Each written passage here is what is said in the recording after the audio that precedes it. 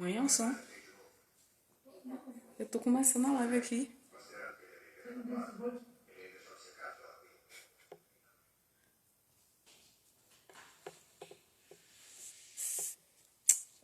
Oi, oi, boa noite.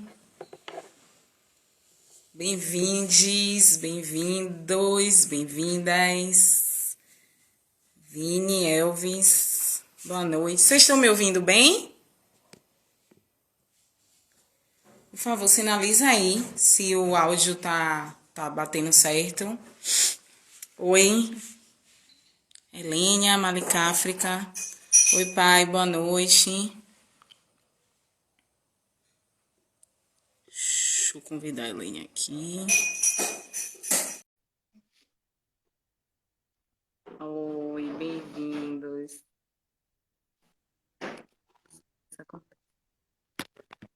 Oi, meu amor. Boa noite. Boa noite. E aí, tudo bom? Tudo ótimo. Tudo ótimo. Boa noite a todas, a todos, a todes. A bênção, meus mais velhos, meu Pai de Santo que está online, meus irmãos, bênção, meus mais novos. E com licença para a gente começar aqui nessa noite de sexta-feira. Uma noite especial. Sexta-feira é sempre uma noite especial, né? Uma noite sagrada. Para a gente é a noite de dia, noite de Oxalá. Por isso vestimos branco. E é isso. Queria a gente não agradecer por você ter topado conversar com a gente, participar aqui no Pele Preta.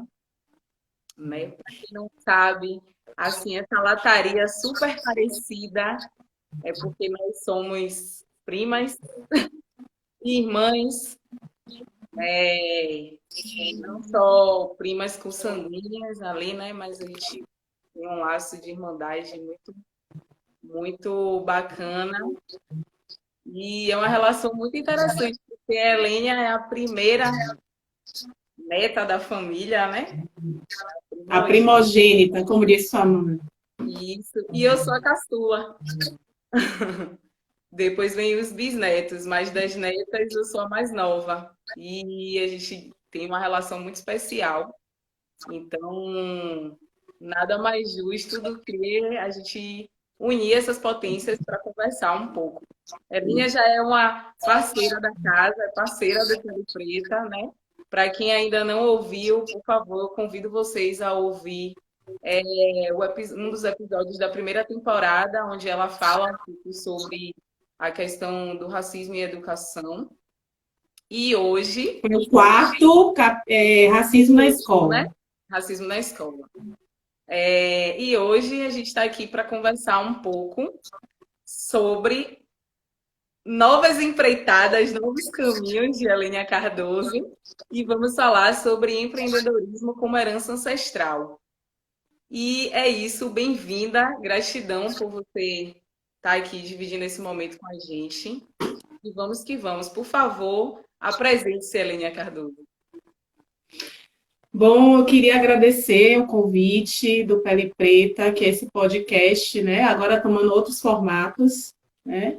É uma iniciativa que desde o início, quando você me contou, eu fiquei muito feliz, porque a questão racial, eu vou usar um termo popular, mas por favor, não distorçam, é a minha cachaça. Então eu acordo lendo sobre questões raciais, eu almoço destrinchando questões raciais e vou dormir com esse mesmo intuito, porque nós não vivemos literalmente na democracia racial e eu tenho pressa de que essas questões avancem, porque eu sou mãe de um menino preto que ontem fez 2 anos, e eu tenho pressa de que esse país avance nessas questões. E eu percebi que se eu ficasse tão somente lendo e comentando através de rede social, eu não ia alcançar muita coisa. Então, mais do que nunca, hoje eu me vejo como ativista mesmo antirracismo, porque eu tenho pressa. Eu tenho um menino preto e a gente sabe que os índices de violência para com os corpos pretos masculinos são alarmantes, né? A cada 23 minutos, ou seja, dentro dessa 1 hora que a gente vai estar conversando aqui, possivelmente 3 homens pretos vão ter as suas vidas ceifadas e mães vão estar chorando. Então, para que esses índices eles diminuam, eu preciso fazer alguma coisa, me movimentar, sair do lugar comum. Então, é isso que eu estou fazendo aqui. Tá? Então, eu agradeço a você, a Rafa, a Ivna, Pestana, que já me deram a oportunidade de me ouvir. Eu estou aqui pela segunda vez e, para mim, é uma honra muito grande, tá? Para esse podcast que já nasceu grandioso, já está aí potente. Eu fico muito feliz, principalmente por você estar nele, Francis. É verdade isso. Então, eu vou me apropriar aqui. Assim, meu nome é Línia Cardoso, sou mãe de Teuaquim, sou formada em História, sou formada também em Processos Gerenciais, é um curso tecnólogo.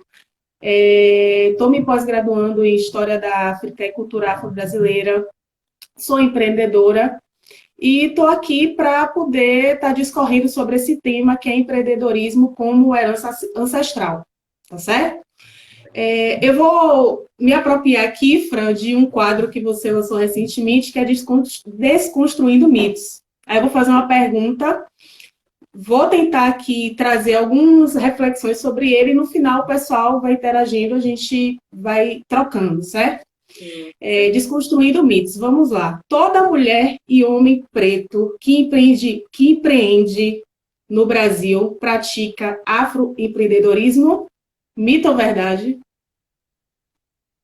É para eu responder? Eita, Não, eu estou fazendo uma provocação. Está jogando aqui Tá? lá, desconstruindo o mito que ela trouxe para a gente abordar.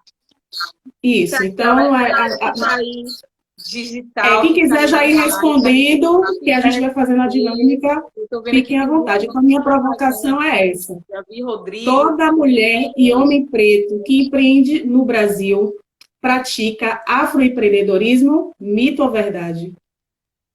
Tá? O empreendedorismo está sendo um dos assuntos, Fran, mais buscados e comentados e compartilhado informações aqui, não só no Instagram, mas também no YouTube e outras mídias sociais, porque nós sabemos que estamos, né, em meio a uma pandemia mundial e o Brasil, por ele fazer parte da periferia do sistema capitalista, nós ainda não sabemos quais vão ser as reais consequências dessa pandemia para a economia do nosso país, que nunca, em verdade, foi de uma maneira ideal. A gente teve aí um boom na era Lula e Dilma, né, onde a gente teve acesso a crédito, teve uma melhora nos empregos formais, acesso a crédito, acesso a universidades, isso potencializou, deu uma aquecida na economia, mas a gente está atravessando a pandemia e nós não sabemos realmente quais vão ser as reais consequências do que nós estamos passando hoje. Então, a gente vai ouvir cada vez mais ouvir-se falar, abra um negócio, seja seu próprio chefe, né? Porque está havendo um desfacelamento das relações de trabalho, isso é fato. Né? De uns 4 ou 5 anos para cá, a gente vai vendo cada vez mais esse apelo das grandes mídias, né? Onde vai estar incentivando pessoas a estarem aplicando suas competências e habilidades para poder estar produzindo riqueza. Eu diria muito mais subsistência do que riqueza. Por quê? Porque a gente sabe que está havendo um desfacelamento aí do capital mesmo, e isso está diretamente ligado às relações de trabalho. Então, cada vez mais a gente vai ouvir falar em empreendedorismo e principalmente nessas grandes empresas que vão fazer o quê? A terceirização de mão de obra, como o Uber, como os aplicativos de entrega, que hoje é uma realidade, a gente teve até uma manifestação recente. E se a gente for fazer um recorte racial de pessoas que fazem parte dessas plataformas, que estão ali na linha de frente, são homens pretos, principalmente. Então, cada vez mais a gente vai ouvir, eu tenho certeza que vai ser um dos assuntos daqui para frente muito debatido, porque não tem emprego para todo mundo. Então, hoje, desde a tenra infância, você vai ver crianças e adolescentes sendo estimulados a estar identificando a competência e habilidade para que eles possam estar aplicando e aprimorando, porque não vai haver emprego para todo mundo, isso é um fato, tá? Mas, afinal, o que é empreendedorismo? Empreendedorismo é uma palavra que é advinda do francês, que foi utilizada pela primeira vez por um economista irlandês chamado Richard Cantillon, que quer dizer nada mais, nada menos, gente, com a capacidade de lidar com riscos. Empreendedorismo, na essência, na etimologia da palavra, quer dizer isso. Tá? capacidade de lidar com riscos. E quando a gente vai buscar, mais uma vez, o colonizador, ele vai dizer que o empreendedor é aquele colonizador que se lançou aos mares e ele vai desmerecer outras competências, outras habilidades, outras ações de outros povos originários de outro lugar, como África, por exemplo. Vamos dizer, vocês acham que aquelas estruturas das pirâmides, aquilo não é um empreendedorismo?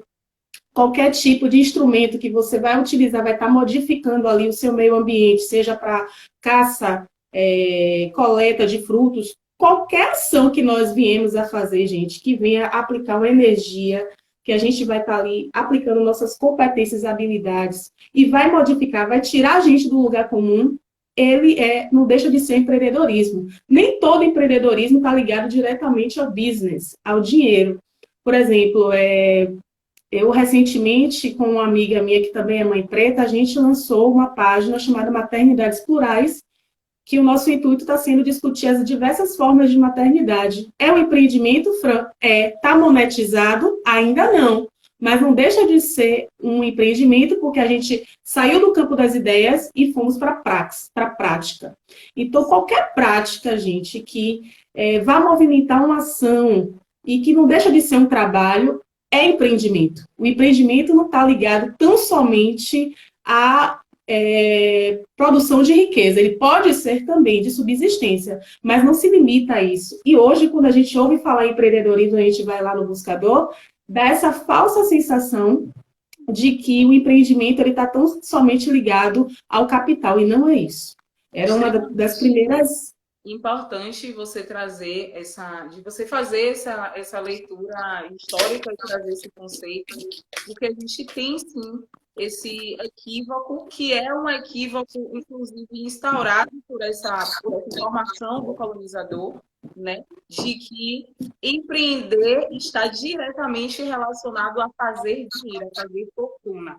E existem outros desdobramentos que eu sei que você vai falar aí durante a nossa conversa, sobre essa diferença entre empreender, entre ser empresário, essas questões que passeiam ali por A gente chega lá, mas às vezes a gente tem que... Só trazer alguns comentários aqui do pessoal. Eu queria dar boa noite para quem entrou depois. Eu estou vendo muita gente bacana aqui. Tia Sara está na live, cheia de arte. Eu não vou conseguir falar todo mundo, mas eu estou vendo que tem empreendedores e empresários aqui. A galera da Cheia de Arte, da Malik África, parceiros. Jane Coelho comentou: mito, porque nem todos os empreendimentos se reportam às mercadorias ligadas à nossa ancestralidade. Nosso empreendedorismo nos é peculiar. Malik África, Viane Vergasta comentou: para nós sempre foi por necessidade. Ana Jara deu boa noite aqui pra gente. Como eu fico aqui com essas belezuras no front, falando de reserva de capital. E aí, Jane Coelho, tá baixo o meu áudio, Jane? Deixa eu tentar. Vejam se tá melhor agora, por favor. Jane disse que a partir da sua explanação ficou mais evidente, né? A gente entender exatamente como é que funciona essa questão de ligar sempre a relação de empreender à questão monetária e muitas vezes desmerecendo as pessoas que empreendem e que não necessariamente ganham dinheiro, né? Existe essa desvalorização dessa produção. É claro que, por vezes, alguém empreende e não tem aquela visão mercadológica, ou não tem educação para que ela possa perceber ali uma possibilidade de ganhar dinheiro que não é problema nenhum. Às vezes ela precisa de um empurrão ou de uma instrumentalização para que ela vislumbre naquela ação dela a possibilidade, sim, de ter ou sua subsistência ou de acumular riqueza, que é tranquilo também, não tem problema nenhum.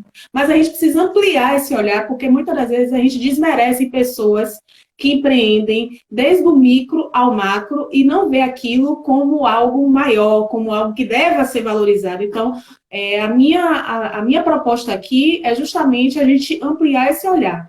Para ampliar ainda mais esse olhar, eu sei que nós temos desde 2003 a Lei 10.639, que já tem, né, aberto as mentes e os corações de muitos professores e de alunos também, de projetos políticos pedagógicos de escola, mas ainda temos resultados muito ínfimos. Eu venho buscando os resultados desse ensino de história e cultura afro-brasileira nas escolas e ainda não tem como mensurar, como, por exemplo, a questão das cotas. Hoje, se você for pesquisar a questão das cotas, os alunos que ingressaram nas universidades através das cotas, você tem dados para poder mensurar ali e verificar. Mas em relação ao ensino da cultura afro-brasileira, é ínfimo, até mesmo porque só 3 professores são responsáveis por transmitir esse conhecimento, que é arte, história e, se não me engano, português. Então, a gente precisa ampliar.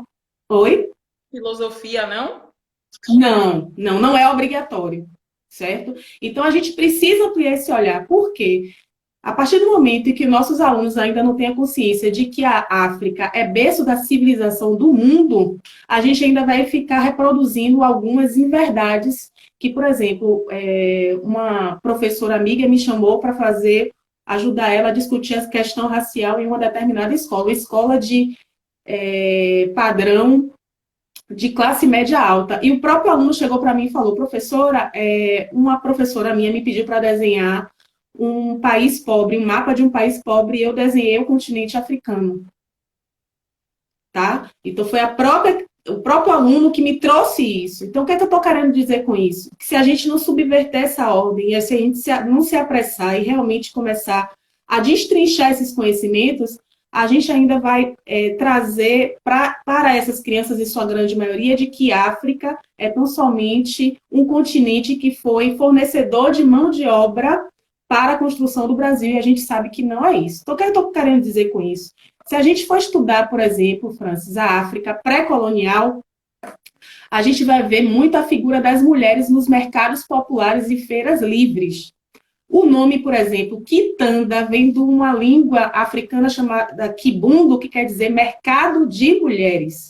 Mercados comandados, produzidos e praticados por mulheres. Então, assim, em toda a África Ocidental, ou seja, Sudão, Daomé, Nigéria, Benin, Congo, Angola, você vai ver que os mercados populares, as feiras livres, são trabalhadas por mulheres, elas que dominam as rotas comerciais, elas dominam as diferentes línguas para poder estar trocando com outros fornecedores, elas que mercam peixe, marisco, tecidos, gêneros alimentícios, alimentação pronta. Então, toda essa movimentação é feita por mulheres, isso em África já pré-colonial. E também, aprofundando um pouco esse estudo, eu descobri a figura das Ialodês. Quem são as Ialodês? São as donas do mercado, são as grandes administradoras desse mercado. Tá? Então, quanto mais idosa essa Ialodê fosse, mais prestígio social ela tinha. Então, elas tinham todo o prestígio socioeconômico, cultural, e fazia ali o grande comando desses mercados que já eram comandados por mulheres. Para vocês terem uma ideia, uma ilustração, como a nossa economia ancestral ela é voltada para o social, no que a gente tem de hoje como Angola, quando uma mulher ela saía, ela se resguardava para ter um filho, a associação de mulheres garantia, vamos dizer, o sustento dessa mulher. Ela ficava resguardada, como se fosse assim hoje, né? Nossa licença maternidade. E essas mulheres, elas proviam essa família. Então, são práticas que já vêm de África que nós trazemos para cá com o sequestro colonial transatlântico. Que eu gosto de dizer que eu não consigo nem imaginar, por exemplo, essa travessia, né? Essa travessia que foi um grande crime, que nós colhemos as consequências até hoje, que está até no nosso DNA, né? A gente traz doenças, por exemplo, como a pressão alta, que é adquirida justamente desenvolvida no momento da travessia, né? Muitos corpos, muitas pessoas, muito conhecimento foi perdido ali, né? Eu tenho um estudo também que diz que existem algumas rotas de tubarões em alguns locais específicos do Oceano Atlântico que tem tubarões que vão buscar esses corpos até hoje para poder se alimentar. Então, você vê como o racismo, ele muda todo um ecossistema, né? E a gente colhe as consequências desse crime até hoje, tá? Então, só para poder aí contextualizar, Tem um estudo de uma professora minha, ela foi minha professora na Católica, chamada Maria Cecília Soares. Foi a tese de mestrado dela, chamada Mulher Negra na Bahia no século XIX, onde ela vai se referir às mulheres ganhadeiras. Quem eram essas mulheres ganhadeiras? Mulheres africanas, né? Escravas libertas ou escravas de ganho, que utilizavam suas competências e habilidades na arte de mercar, ou seja, de quitutes, ou seja, de gêneros agrícolas, ou seja, de produtos de pequena porte. Ou seja, gente, todas essas competências e habilidades nós não adquirimos aqui, nós já trouxemos de África, porque a gente tem aquela falsa sensação de que tudo foi aprendido aqui. A gente tem que perceber que foi feito um processo de desumanização por esse processo colonial e que toda essa mão de obra ela vai ser desqualificada. Mas eu faço aqui uma livre interpretação, Fran, de que essa mão de obra que foi capturada de África era uma mão de obra altamente qualificada. Tá? Nós tínhamos ali engenheiros, arquitetos, quem construiu, né, todo o nosso arsenal Pelourinho e tantos outros espaços foram por negros escravizados que já tinham essas técnicas de construção, eles não aprenderam aqui. Tá? A arte de cozinhar, essas mulheres trouxeram muito conhecimento da sua origem mesmo, né? E que hoje influencia na nossa cozinha, né, brasileira. Então, a gente não pode desmerecer isso. Fica parecendo que é algo comum, corriqueiro, mas tudo tem uma ciência, tem uma competência, uma habilidade nisso. Tá? Agricultores, se a gente cultivou a cana-de-açúcar, também com certeza esses agricultores já tinham suas técnicas agrícolas. E, para não deixar de citar o ciclo do ouro, os negros escravizados que foram ali para a região de Minas Gerais também já tinham técnicas de mineração. Sim. Certo? Então, a gente não pode desmerecer e desqualificar essa mão de obra. Certo. Você traz, né, toda faz esse relato histórico mesmo de como em África era e ainda é em algumas regiões a construção da mulher e a permanência e a valorização da mulher à frente não só da casa, da comunidade, mas também à frente de negócios. E Sim. Faz todo esse recorte trazendo para todo o processo de sequestro e, como consequência, herança. E é aí que eu quero puxar o bicho para a gente. Queria que você falasse um pouco sobre o que é essa ancestralidade para você, Helênia Cardoso, e como isso se transmuta aqui no Brasil com essas mulheres já, né, vivendo o período pós-escravagista, o período abolicionista. Certo, eu vou ser breve. Para mim, a ancestralidade é a possibilidade de eu estar aqui hoje conversando com você. Eu fico imaginando o que é o que os nossos que vieram antes não passaram para a gente ter a possibilidade de estar viva conversando aqui sobre eles, por exemplo. E o que eu estou fazendo aqui é justamente não desmerecendo todas as competências, todas as habilidades que eles tinham, porque é feito um apagamento histórico e parece que nós éramos tão somente corpos com força muscular, e não é isso. Nós somos dotados de intelecto e nós construímos a sangue e suor esse país. E a gente está aqui tentando deixar de sobreviver para viver. Então, o que eu estou fazendo aqui é nada mais do que honrar esses ancestrais, essas pessoas que me possibilitaram estar aqui hoje conversando com você, minha amiga. Tá? E voltando para a questão do que eu estou querendo trazer, eu fico imaginando, né, essas mulheres que viviam para cima e para baixo com os seus tabuleiros itinerantes pela cidade, com toda forma de opressão, toda forma de violência. Por exemplo, foram as ganhadeiras que vendiam comida que alimentaram os manifestantes do Levante dos Malês, que levavam os recados, ou seja, com toda forma de opressão que a escravidão trouxe, está fazendo o trabalho enquanto ganhadeira, dava maior autonomia a essas mulheres, e homens também. Tá? Sim, em África elas tinham mais prestígio por poder estarem ali mercando e tinham, né, prestígio socioeconômico cultural. Por serem mulheres aqui no Brasil, esse prestígio já não vai ser tão grande, né? Ainda que um homem não tivesse tanta performance, um escravo de grão não tivesse tanta performance quanto uma mulher, ele ainda era mais valorizado. Você já vê aí né, a incidência do machismo mesmo.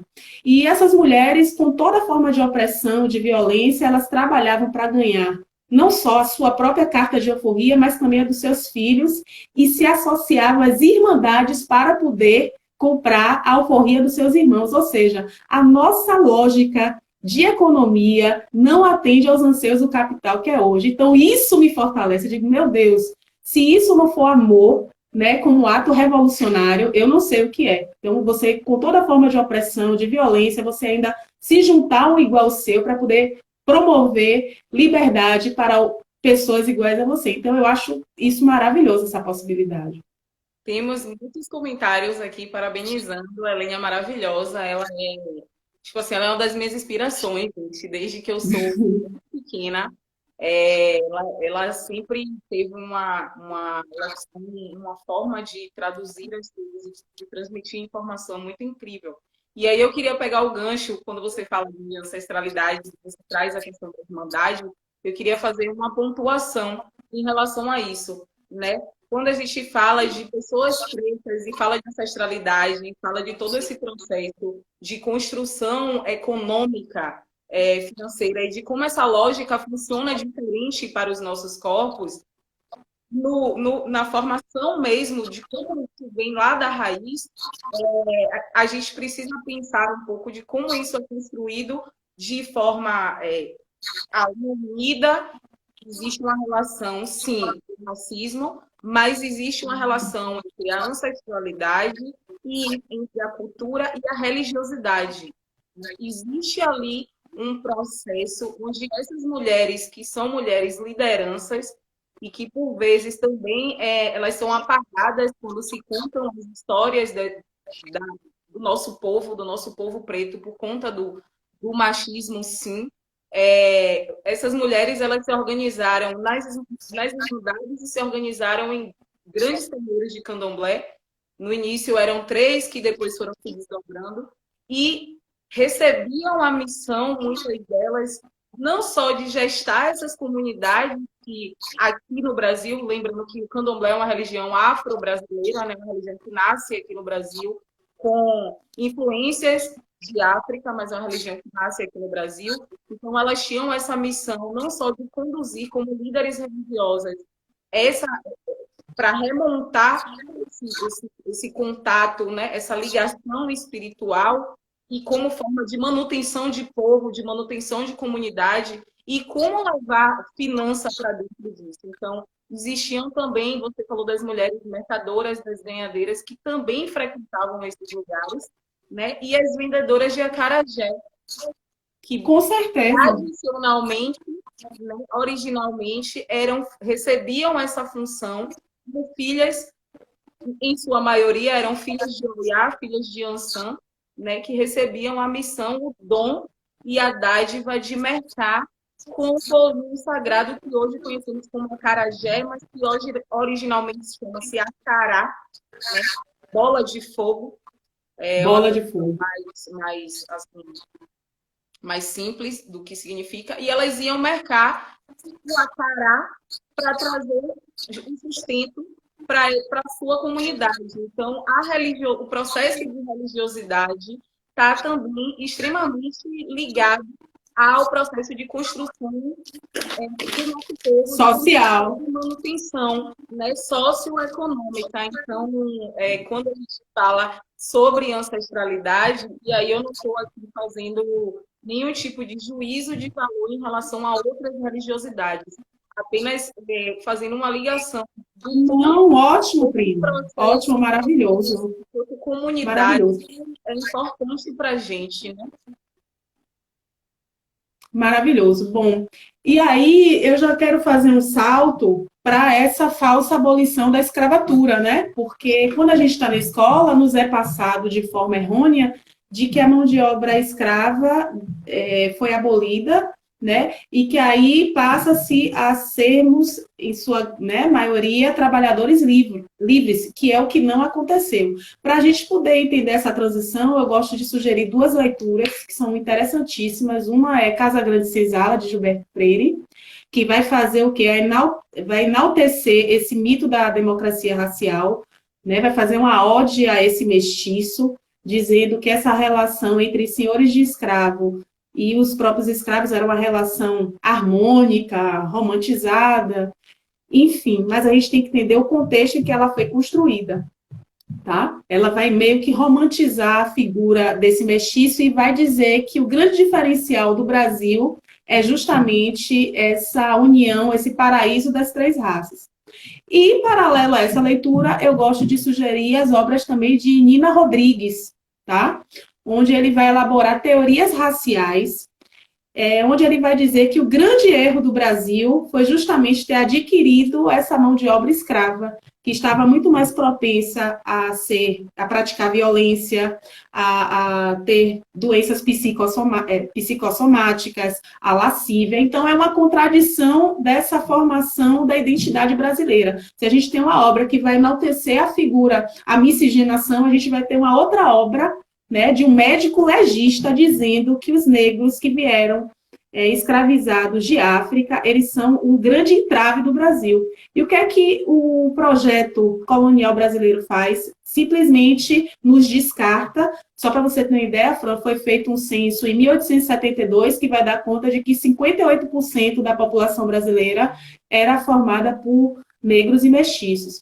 Então, o que é que o Brasil faz? Importa uma mão de obra europeia, tá? De Itália e da Alemanha, onde eles vão ser financiados desde a viagem até a estadia, tá? Com o intuito de não só vender aqui, né, a sua mão de obra, mas também com a missão de embranquecer o Brasil, tá? Então, o que é que essa população de 58% vai fazer? Vai para as favelas, vai para os morros e vai fazer o quê, minha amiga, se não tem trabalho? Fazer o que sempre fez, empreender. O que sempre fizemos. Tá? Então, essas pessoas já tinham competências e habilidades e vão fazer dessa força de trabalho a sua subsistência. Tá? Então, é isso. A gente sempre empreendeu. Por necessidade. Então, o que a gente ainda mais faz é empreender muito mais por necessidade do que ainda gerar riqueza. Eu creio que está vindo uma melhora com o advento aí das tecnologias e de iniciativas como o próprio Sebrae, como o Afroempreendendo, como o No Front, Empoderamento, que são mecanismos de a gente se profissionalizar para poder identificar o que a gente faz de melhor e poder profissionalizar, porque para além disso, nossos públicos estão cada vez mais exigentes. Então, a gente tem que estar preparado para poder empreender. Tá? Mas eu creio que vai ser algo que vai ser irrevogável. Cada vez mais você vai vir falar de mais pessoas empreendendo para poder subsistir, porque as relações de trabalho elas estão se desfacelando. E é uma necessidade. A gente está num país capitalista que, se a gente não produz, a gente não vive. Então, é uma realidade nata, não tem jeito. Então, para mim, o empreender é um ato de resistência. Além de ser uma herança ancestral, é um ato de resistência. Eu vou ler aqui. Gente, eu não vou conseguir registrar a presença de todo mundo, mas eu quero agradecer, assim, de coração, vocês estarem aqui, porque a Helênia, ela tem muita coisa para falar para a gente. Ela baila. A astronomia dos bantus e dos sudaneses foi o principal conhecimento trazido para o Brasil através do processo de sequestro e que auxiliava na plantação e cultivo das plantações. Tia Sara disse que você também é inspiração para ela. Jane Cláudia, as Irmandades tinham, entre outras, a função de comprar cartas de euforia. Isso. Helênia, fale um pouco sobre a romantização do empreendedorismo na atualidade. Total. Teve uma professora minha, foi minha professora, né, no ginásio, que ela me disse: Helênia, tem gente que roda Uber e que está se achando empreendedor. Aí eu digo, aí já é totalmente uma desvirtuação das ideias, porque empreender, certo? É aquela sua habilidade de correr riscos, mas são ideias criadas por você. É algo que você sentou, pensou, articulou e vai colocar em prática. E realmente nem todo mundo é educado ou tem competência e habilidade para estar empreendendo. Eu estou falando no intuito de promover mesmo a subsistência. realmente tem pessoas que vão ter dificuldade, por exemplo, isso a gente vê muito, né? Alguém que, por exemplo, faz um brigadeiro e aí ela diz, ó, é tanto, aí a gente coloca o preço no valor do produto do irmão ou da irmã, porque isso para mim é um resquício do processo de escravidão, ou seja, muitas das vezes quando o trabalho ele é braçal, ele é artesanal, a gente se acha no direito de desmerecer. A gente, eu digo senso comum, porque eu já não tenho essa prática. Eu procuro comprar de homens e mulheres pretas. Eu não faço questão nenhuma de comprar nada em shopping. Tá? Eu só vou no shopping para ir ao cinema. Eu falo isso com muita clareza, com muita tranquilidade, porque é uma questão de reeducação mesmo, gente. Tá? Então, existe sim uma romantização, e o meu compromisso de quebrar com essa romantização, Josiane, é justamente já esclarecendo como é que a gente começa a empreender aqui, porque parece que empreendedorismo, afroempreendedorismo é algo de 10 anos para cá, e não é. A gente, principalmente quando foi instituída a falsa abolição da escravatura, como diz Steve Biko, estamos por nossa própria conta, tá? Então, se a gente não empreendesse, a gente não estava nem vivo, a gente nem tinha quebrado o ideal de embranquecimento desse país. Se a gente está resistindo até hoje, é porque nós empreendemos. Porque não nos foi dado, não houve nenhum projeto reparador, nenhuma política pública que nos incluísse. O que nos faz o tempo todo é excluir a gente. Entendeu? Então, se nós estamos aqui vivos e vivas para contar essa história, é porque nós empreendemos. Esse afro, inclusive, é totalmente... Não faz sentido, né? Porque hoje a gente... Assim, Fran, eu penso o seguinte, é uma coisa que eu estou estudando e vou procurar me aprofundar cada vez mais nisso. Eu entendo o seguinte, afroempreendedor, para mim, é alguém que, por exemplo, seu colar, me parece que é da Malífica, como é o nome? Malicáfica. Para mim, ela é uma afroempreendedora, porque o produto dela enaltece a beleza negra, tá? Por exemplo, aquele restaurante AG1 da Diáspora. Cada domingo que você vai ter uma experiência gastronômica de uma região africana, né? Você vai ter ali a entrada, o prato principal. Para mim, é um afroempreendedor, tá? Eu tenho uma pessoa que corta meu cabelo, ela é especializada em crespos e cacheados. Para mim, ela é uma afroempreendedora. Se meu produto e serviço ele dialoga com a cultura e com a autoestima de povos dos pretos, eu entendo que é afroempreendedor. Agora, para mim, por exemplo, que tenho uma pequena esmalteria e atendo todo tipo de pessoa, eu não sou afroempreendedora, ainda que o embelezamento de unhas, a origem é de lá de Egito Antigo. Então, tá tudo interligado, né? A minha grande questão com a palavra do afroempreendedor é exatamente por conta de todo a linha histórica que você trouxe até aqui. Empreender por si só já é um ato de pessoas pretas. Então, eu sempre fico me perguntando... Ah, sim, com certeza, com certeza. Esse afroempreendedorismo faz sentido ou não faz sentido? Porque, na verdade, empreender originalmente é uma coisa nossa. Exige o meu questionamento sobre a palavra. Concordo super, concordo. Agora, concordo. E é algo que eu ainda estou me debruçando, não é nada estagnado. Por isso que eu estou fazendo, eu comecei com a provocação e não tenho a resposta pronta. Estou construindo aqui com vocês. Quem quiser trocar comigo no inbox e trazer leituras que eu possa amanhã estar me dizendo tudo que eu estou dizendo aqui, eu não tenho problema nenhum em relação a isso, eu sou um eterno aprendiz. Mas hoje eu entendo que é a formatação do sistema capitalista mesmo. Ali é afroempreendedor, entendeu? Para a gente colocar nas caixinhas. E a gente precisa quebrar com isso. De repente, se isso for interessante, você pode utilizar, não tem problema nenhum. Mas eu sou mais dessa linha do que você trouxe. Então, assim, se nós somos o berço da civilização do mundo, então todo tipo de empreendimento é afro, podemos dizer assim. Exatamente. Tá? DJ Maurício, maravilha, vamos conseguir. Fico orgulhoso com nossa negritude. Parabéns a nós todos, guerreiros e guerreiras. Rodrigo, perfeita. Rai Vilas, empreendedorismo no caminho de luta e resistência. Agora as atividades e profissões negras são invisíveis.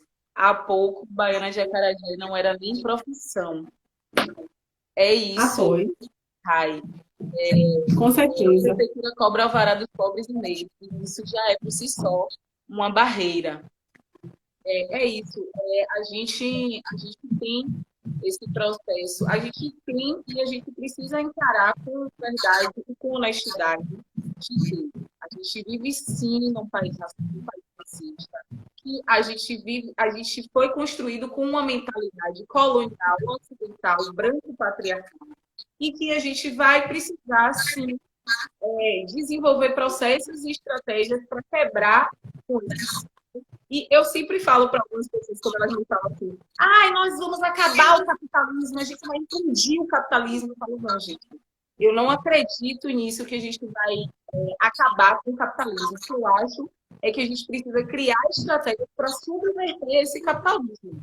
A gente precisa, de alguma forma, porque assim, o conhecimento, como você trouxe lindamente, o conhecimento ancestral, a gente já tem, já está aqui. A gente precisa o quê? Enxergar onde cada um de nós é potência, né? Investir nessas potências que somos, cada um dentro das suas especificidades, dentro das suas qualidades, e aperfeiçoar as nossas técnicas para que o nosso povo consiga, de alguma forma, ali, se retroalimentar. Com certeza. Então, eu não vejo outra saída que não seja um processo onde a gente se retroalimente. E isso aí, pegando o gancho, Fran, que você está falando, eu acho importante a gente disseminar o Black Money. Sobre o Black Money, de a gente fazer circular o dinheiro da população preta entre nós, eu acho maravilhoso. Teve uma pessoa que entrou até na sua live anterior que você fez com a cantora, esqueci o nome dela agora, me desculpe, o nome dela é Aquataluche Rodrigues, eu até saudei ela quando ela entrou, porque ela fez uma live sobre empreendedorismo com a Samara Azevedo, trazendo elementos, por exemplo, que eu nem sabia. Ela trouxe uma pesquisa dizendo o seguinte, que na comunidade negra norte-americana, infelizmente, a gente às vezes faz esses comparativos, mas é para às vezes a gente até cair na real. Ela disse assim, que na comunidade negra, o dinheiro circula entre pretos, fica ali dentro da comunidade durante 30 dias. Já aqui no Brasil, fica 7 dias. Então, a gente está fazendo um trabalho de educação para que a gente, como você falou, se retroalimente, que a gente se compre, que a gente se conheça. A gente está com a arma maravilhosa que é a internet, né? Curtir, compartilhar, assistir, disseminar e comprar mesmo. Não é ficar só no... Sabe? É comprar mesmo de uma mulher preta, é comprar de um homem preto, é você saber que aquele dinheiro vai estar ali circulando entre os seus e que você vai estar fortalecendo o seu povo. Eu acho isso muito importante. Outro dado importante para vocês, eu não vou lembrar o número exato, porque eu realmente não sou boa em decorar esses números, mas no ano de entre os anos de 2018 e 2019, as favelas do país movimentou uma média ali já na casa de bilhões. 1,7 trilhões. Eu estou com esse dado aqui que eu ia trazer também. Que nós somos 52% de pretos e pardos no Brasil, 53% são de microempreendedores, tá? E 67% de desempregados. E ainda assim movimentamos por ano 1,7 trilhões ao ano. É isso. Então, assim, a gente tem essa capacidade, a gente tem essa potência. Eu acho que, de fato, é a gente criar mecanismos e se apropriar desses mecanismos para fazer as coisas. Com certeza. É simples, eu não estou dizendo que é fácil, mas eu acho que é o momento da gente começar a debater, discutir e colocar em prática. Né? Tomar a decisão de consumir dos nossos, eu acho que é um ponto primordial. É você dizer, olha, se eu posso consumir, exemplo, se eu posso consumir uma pizza, um hambúrguer de uma grande empresa, eu vou consumir do cara aqui do bairro, do cara que ele mesmo faz.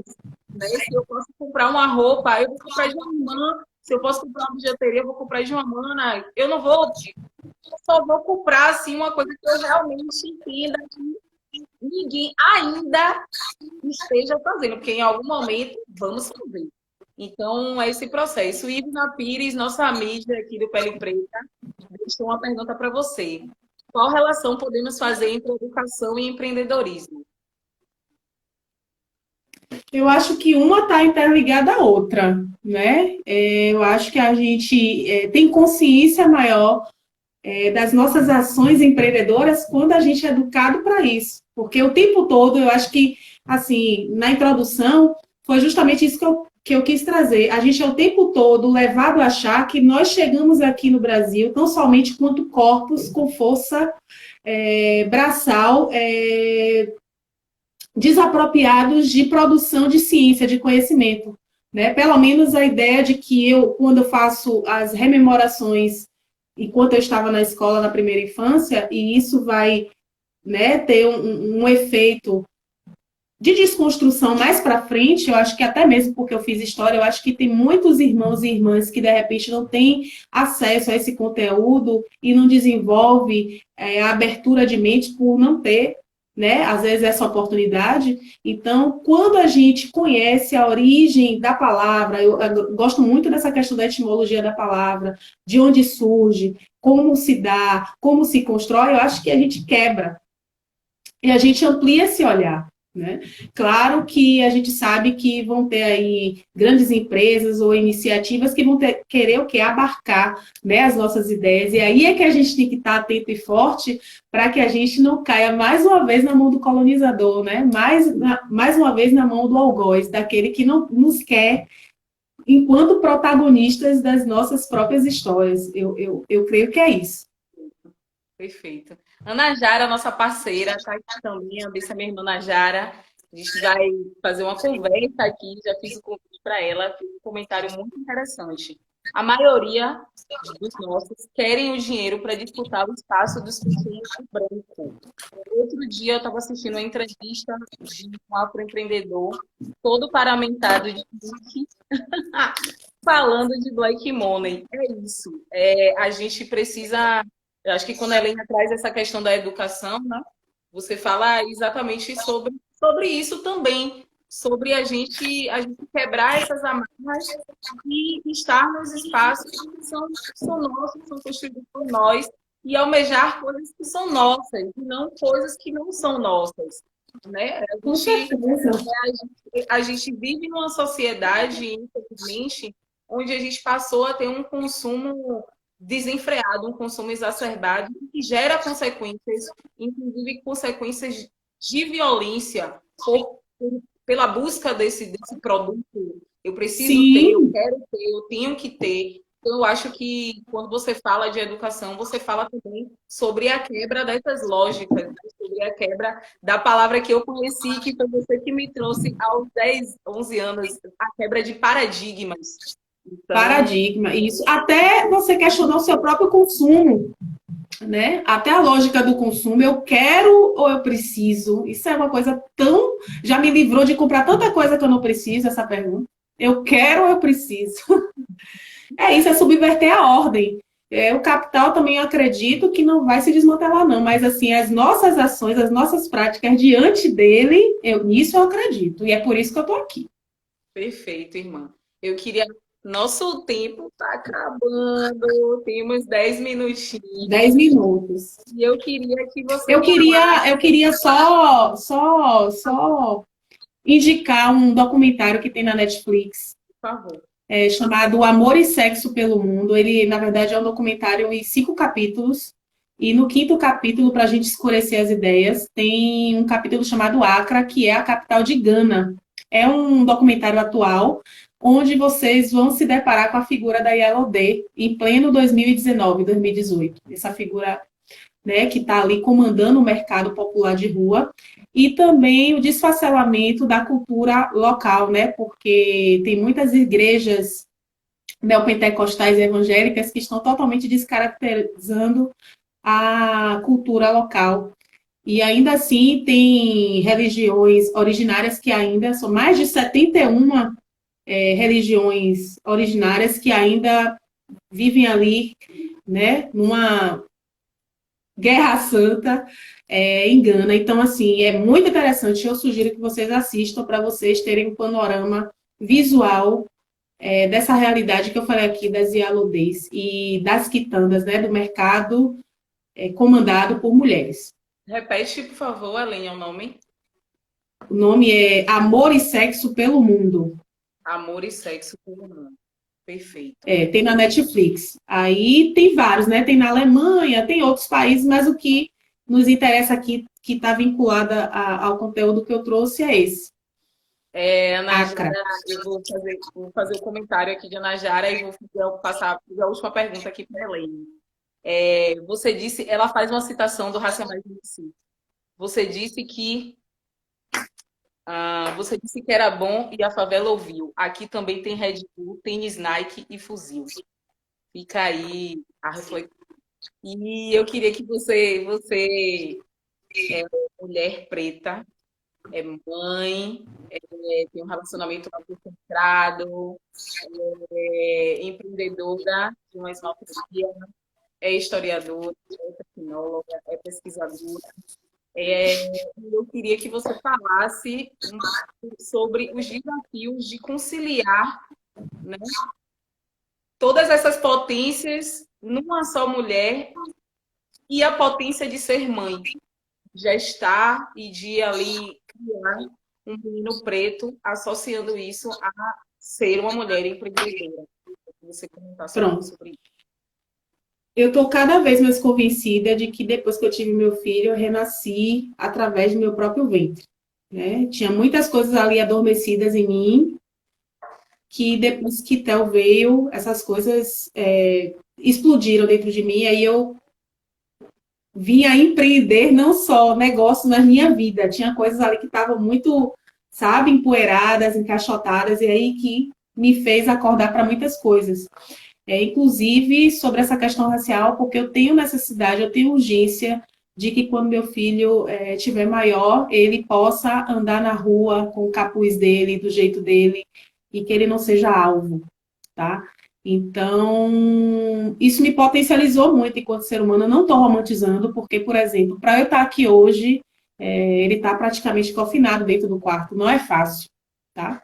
Não é fácil você, às vezes, tá. A gente está num momento de pandemia e que eu estou cheia de altos e baixos. Tem dias que eu estou muito solar, estou muito alegre, mas tem dias que eu estou totalmente melancólica, que eu não tenho vontade de levantar da cama. E é o choro do meu filho que faz eu levantar e dizer, não, peraí, vai ter que acontecer. Então, eu não estou romantizando, não, porque tem dias que são muito difíceis, mas é um compromisso que você assume com a vida de outra pessoa, tá? E ele foi um filho desejado, ele foi um filho querido, e só me melhorou, entendeu? Então, hoje eu procuro respirar mais, julgar menos, fazer mais, ser menos língua, ser mais coração. Não é no coração no sentido de ser derretida, mas assim, vamos parar, vamos baixar as armas, vamos deixar a pessoa, sabe? Então você olha o outro com mais alteridade, pelo menos. Pelo menos um efeito que tá sendo sentido por mim. E eu não tô mais naquela coisa, pô, eu queria fazer, vamos fazer, eu tô muito assim da ação, porque a gente precisa empreender as nossas próprias vontades, as nossas próprias ideias, se permitir a correr risco, entendeu? Então não é fácil, eu só faço isso porque eu tenho a ajuda do pai do meu filho, do meu avô, de você, de minhas tias, ou de uma amiga que às vezes eu digo, tô desesperada, calma, fique tranquila, vai passar, hoje tá horrível. Não, tá tão horrível assim, porque às vezes é uma mana que você manda um zap e diz, calma, e aí você realmente, peraí, calma, sabe? Então, você passa a olhar o mundo, porque o mundo é que vai ser a casa do seu filho. Eu posso ir embora amanhã, mas eu tô aqui agora procurando fazer o meu melhor para deixar esse legado. Eu quero que se eu for hoje meu filho dizer assim, poxa, alguém possa falar sobre mim para o meu filho e ele dizer, ele ter ali uma inspiração. Não que eu queira ser uma inspiração, mas assim, eu quero deixar um legado para o meu filho. E agradecer a você, Francis, porque para mim esse meu processo veio do Divas. O Divas é um projeto nosso, gente, que né, Núcleo de Desenvolvimento Intelectual de Vivências Ativistas, onde a gente, em rodas de conversa, discutimos os textos de Jamila Ribeiro, Bell Hooks, de Carla Cotirene e tantas outras. Então, fazer essa leitura em roda, com outras mulheres, cada uma com seu lugar de fala, com seu lugar de interpretação, me ajudou muito. Fora isso, o empreendimento que a gente fez junto, que foi o Sarau Marechal, que ali já foi, quando eu olho para trás, eu digo, foi uma reação em cadeia, né? Então, assim, eu estou com menos medo. Hoje é isso, eu me sinto com menos medo para tudo, menos covarde comigo mesma. Ai, gente, muitas palavras lindas aqui, incríveis. Eu quero agradecer, quero fazer um comentário aqui, dizer que a gente, hoje, né, a gente está meio que muito ali, numa sintonia. Nós duas somos sagitarianas, somos primas, somos irmãs mesmo, assim, a gente vem crescendo juntas nesse processo. Teve o Divas, nesse processo nasceu o Pele Preta, com uma equipe incrível, que os meninos estão aqui online, Ivna Pires é nossa mídia, Rafito Santana está aqui assistindo também, eu quero mandar um abraço para eles. Gratidão. Ana e Micaela, que também são da equipe. Esse filho, que é um filho querido, que a gente gesta assim, com muito amor, porque se a gente consegue transformar o É um dia empreendimento. é um empreendimento. Se a gente consegue transformar o dia de uma pessoa através do Pele Preta, a gente já, tipo assim, a gente já sente que a gente tem uma missão cumprida. E aí, quando você fala de Theo e tal, família Cardoso, que sempre está do nosso lado, né? Tia Sara está online, tia Celinha, minha mãe. E eu sei que os que não estão online, né? Estão conosco de alguma forma. A gente está falando de ancestralidade, a gente está falando com certeza dos que vieram antes para a gente estar aqui e dos que estão vindo depois. A gente está falando de Theo, a gente está falando dos outros mais novos da família. Então, eu só tenho a agradecer mesmo. Eu que agradeço. A nossa irmandade, a nossa parceria, os nossos projetos que vinham mais e mais coisas. Eu quero agradecer muito as palavras de carinho de todo mundo que está aqui, porque todos vocês fazem parte desse projeto, dos nossos projetos, né? Vocês, com certeza, são inspiração e reverberam as ações e o carinho de vocês pela gente. Vou só tentar ler aqui os últimos comentários, né? Não é à toa que no continente, filho é o maior sinal de prosperidade. Prosperar é muito além de ter bens de consumo. Ana Jara, que é uma irmã super parceira. É verdade. Aqui. Um respiro para fechar a semana. Obrigada e parabéns às duas. Joseane Guedes, obrigada, meninas, pela discussão rica, é necessária. Eu vi um amigo da Facom aqui também, que eu vejo há muito tempo, e queria agradecer a todo mundo que entrou aí. Henrique, do depoimento, Aline, a gratidão sempre. Parabéns, família Cardoso em ação. Tia Sara, gratidão. Parabéns. Cheio de arte, live maravilhosa, parabéns e muito obrigada por isso. Obrigada, gente. Joseane parabenizando. Meu avô não Sacra, um beijão.